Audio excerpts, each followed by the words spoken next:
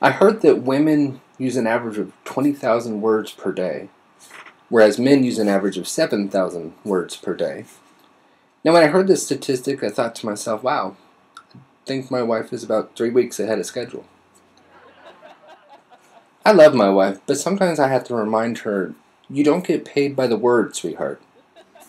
Now, I believe half of those words per day actually take place once it's finally time to go to bed. I don't know why it is, but as soon as it's time to retire for the evening, that is when my wife wants to ask me all of those questions that can't be answered with a simple yes or no. Oh no, they're the questions that take over an hour to work through. Now, my wife is a school teacher, so I know that she needs her sleep just as much as I do. But for some reason, as soon as my eyelids close, do you think the kids that I teach think that I'm mean? Now, I try to answer the questions in a way that would result in the least amount of follow-up conversation as possible. Oh, no way. Do you think that what I'm teaching the kids is going to empower them when they go out into the real world? Absolutely. There's a lady I work with that you've never met. What kind of personality do you think she is? I don't know. She's an introvert and she's very here and now. So I'm thinking maybe an ISTP.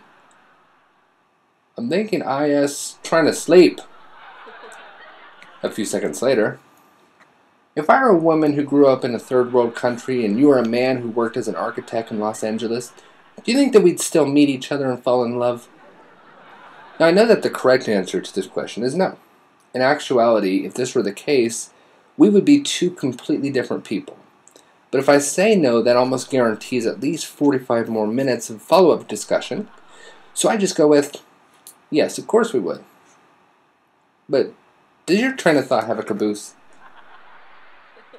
Now, the other time that is often seen as a prime opportunity for conversation is when I'm running late for work.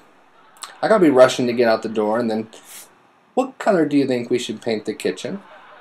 Here, I have 97 different shades of yellow. Which one's your favorite?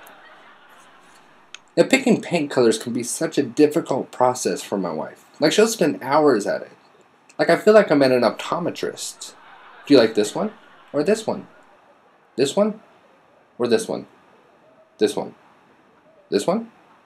After about 2 or 3 samples, honestly, they all look about the same to me. Like, if you ask a guy what color he thinks the walls should be, he is going to choose whatever color the walls currently are. That is the ideal color because it does not result in any kind of follow-up project.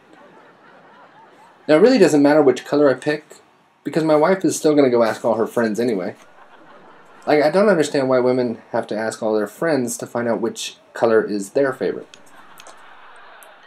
Now, it's much more tricky when my wife already has a color picked out, but she wants to see if I pick the same color. Like, the color she's picked out is a weedy butternut almond canary champagne blonde, and now, for some reason, I have to try to guess that. This is a guessing game that I have zero chance of succeeding at. Like, I just want to get it over with, so I suggest, how about we just mix them all together? Apparently, that's not the answer she was looking for. Like, my wife will ask simple questions, which have simple answers. But I am unfortunately not privileged enough to get a copy of the answer key. Like, she'll ask, Doug, do you think this table looks okay here? Now, what I don't know is the correct answer is, this table is too big for this room, and the color of the table conflicts with the other colors downstairs, so I suggest we move this table upstairs into the family room. But I don't know that's the right answer, so I answer with sure. Really? Do you think the color is okay?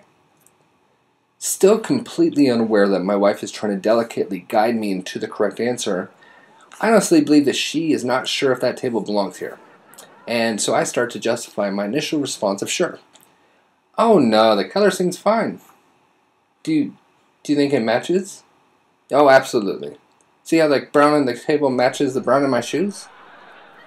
Yes, but your shoes won't always be in this room. They can be. I can just leave my shoes in this room when I get home from work. Or we can get all my shoes and put them on this table. We can have a shoe table. A shoe table? That is ridiculous. But if we paint the kitchen a weedy butternut almond canary champagne blonde, then the colors are definitely going to contrast. But you can't see the kitchen from this room. How does that not match? It's all connected, trust me. What about the size? Do you think the table sticks out too much? Reminder, the correct answer is this table is too big for this room and the color of the table conflicts with the other colors downstairs, so I suggest we move the table upstairs into the family room. Oh no, it's fine. You don't think we're going to accidentally bump against the table when we're walking by it? Oh no, we shouldn't bump against the table unless, of course, we walk like this.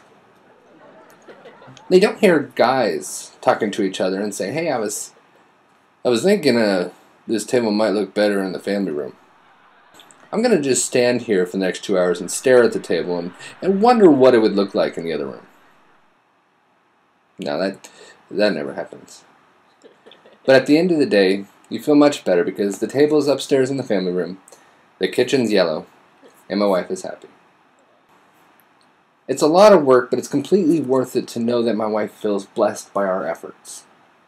Until, I was thinking, wonder if the kitchen would look better green.